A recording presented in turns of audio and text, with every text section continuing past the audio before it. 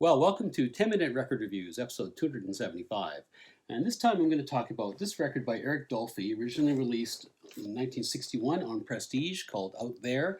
This is a 1969 reissue, also on Prestige, without the cool cover from the original, and also featuring kind of weird and condescending liner notes by a guy called Ralph Burton, almost insulting, frankly, compared to the original quite useful liner notes by Joe Goldberg. So another reason to pick up the original version, although this one sounds not too bad.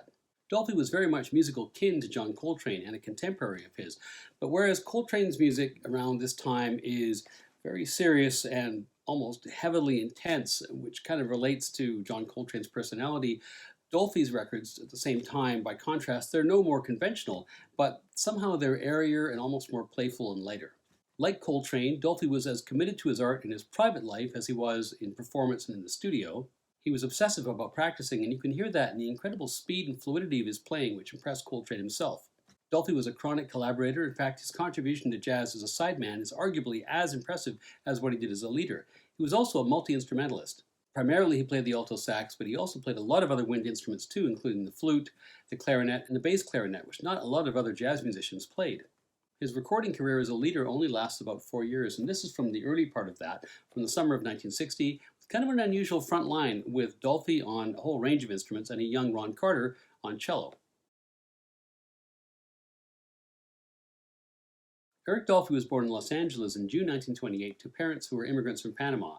He began studying music at age 6, first of all on the clarinet and the saxophone. He went to Dorsey High School, and during his teen years in Los Angeles, he appears to have been a bit of a phenom in the local music scene. He won a whole bunch of different prizes and scholarships. He graduates in 1947, and he goes to LA City College, and at this point, he's still studying and performing a lot of classical music, which he had been all the way through his youth. But, spoiler alert, he doesn't actually stick with classical, and he joins a group called Roy Porter's 17 Beboppers, along with Jimmy Knepper and Art Farmer. Just as he's beginning to find his feet musically, he gets drafted into the Army in 1950. He comes out of the Army in 1953, moves back to LA, and begins an intense period of musical development and collaboration with a whole bunch of other young performers.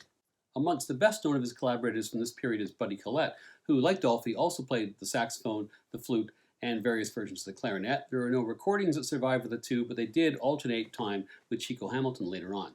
But you can actually get your hands on some home recordings from Dolphy's immediate post-Army period in 53-54, made at home with people like the amazing trumpeter Clifford Brown, Max Roach, the saxophonist Harold Land, and the piano player Richie Powell. And these are typical of the kinds of musical associations that Dolphy had pretty much all the way through his life. In fact, if you had some sort of index where you took how short someone's career was and how many great world-class players they played with, Dolphy is probably at or near the top of that list. His first big break was being invited to join Chico Hamilton's quintet in 1958. He appears on a few records with Hamilton, including Gongs East and Strings Attached, and you can also see him playing with Hamilton playing the flute in that classic documentary, Jazz on a Summer's Day, about Newport. He tours extensively with Hamilton, and then he leaves in 1959. He's actually replaced by his old friend Buddy Collette, and he moves to New York in the winter of 1959-60. There, his first significant contact was with Charles Mingus, whom he knew from before in LA. Like I said, Dolphy pretty much knew everybody, and pretty soon he joins Mingus's jazz workshop. With Mingus, you can hear him on the big band recording Pre-Bird. You can also hear him on Charles Mingus Presents Charles Mingus, and also the live recording from France, Mingus at Antibes.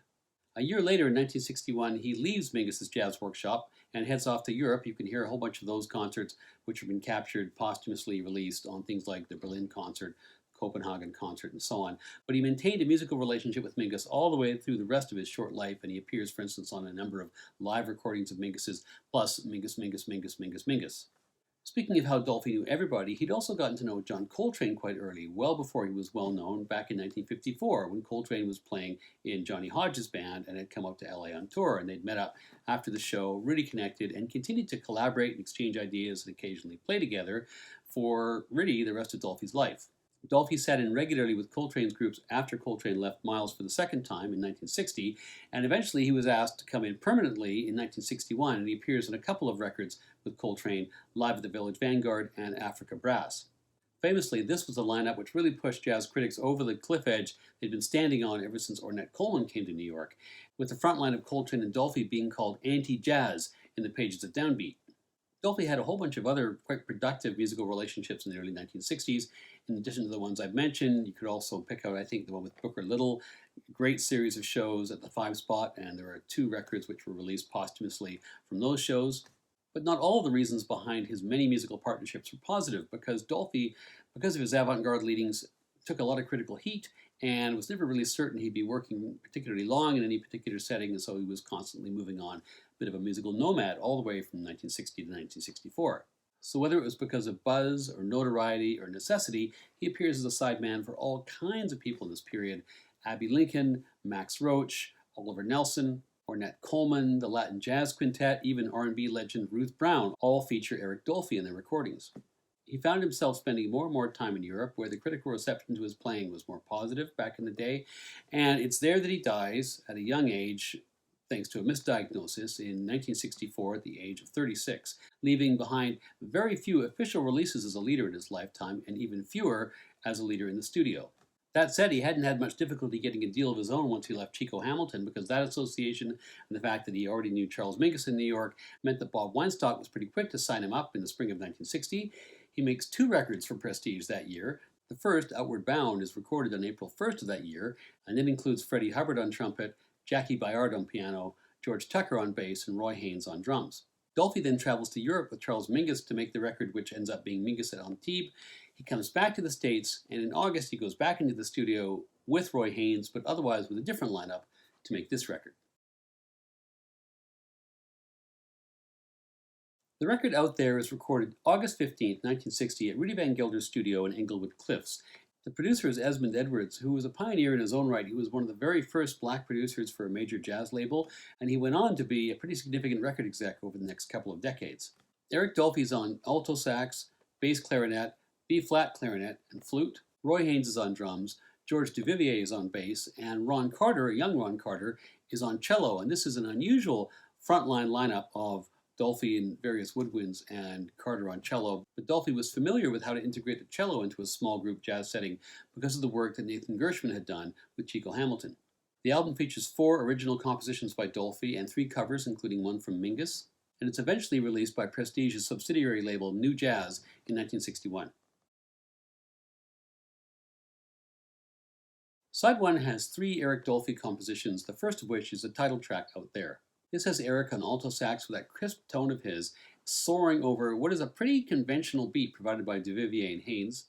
The playing, including Carter's cello, is universally fantastic, but my quibble, I would say, is with the miking. I don't know whether it's Rudy or whether it's Edwards or a combination of the 2, but it's just a shame in this record that the rest of the band isn't mic'd as closely as Dolphy is. Overall, the impact here is of Dolphy's playing, which is kind of like listening to Eddie Van Halen in 1978. Not the only great player in the scene, but clearly somebody offering something technically amazing and very new. The next track, Serene, has got a pace which matches its title. Dolphy's playing the bass clarinet here. If you're an experienced jazz listener, this track is quite interesting, not just because of the tone that he achieves in the instrument, but just because its enormously wide octave range is unusual for any jazz soloing instrument and gives some options that saxophonists, for instance, wouldn't typically have. On the Baron, Dolphy sticks with the bass clarinet, and here Carter is a lot more central than he was earlier in the record. Side 2 starts with Eclipse, another spooky sounding tune. Here Dolphy's using a B-flat clarinet, and you can really hear at points in certain passages his classical training coming through.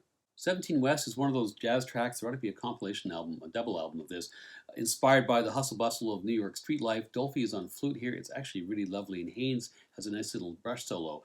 Sketches of Melba is a song by Randy Weston for his longtime musical partner Melba Liston. Again, Dolphy's on the flute. This is really ethereal and lovely. The final track, Feathers by Hale Smith, is an interesting track because Dolphy is playing extended, often bent notes, quite long notes. Then about halfway through he picks up the pace. There is accompaniment from the other players, but it seems kind of redundant, and I think this kind of might have been even more effective as an unaccompanied piece. This is a record which, if it doesn't tell you everything about Eric Dolphy's brilliance, tells you a lot. There's the edginess of the new thing, but there's also great comfort here with more traditional approaches to jazz, and also, as I mentioned, little flourishes of clearly classical influence. The composition of the quartet itself is a bit quirky, but that kind of adds to the charm and uniqueness of this record. It's a great place to start with Dolphy. I might mark it down a little bit for the quality of the sound engineering, but overall, it's a great record, and I give it 4.5 out of 5 stars.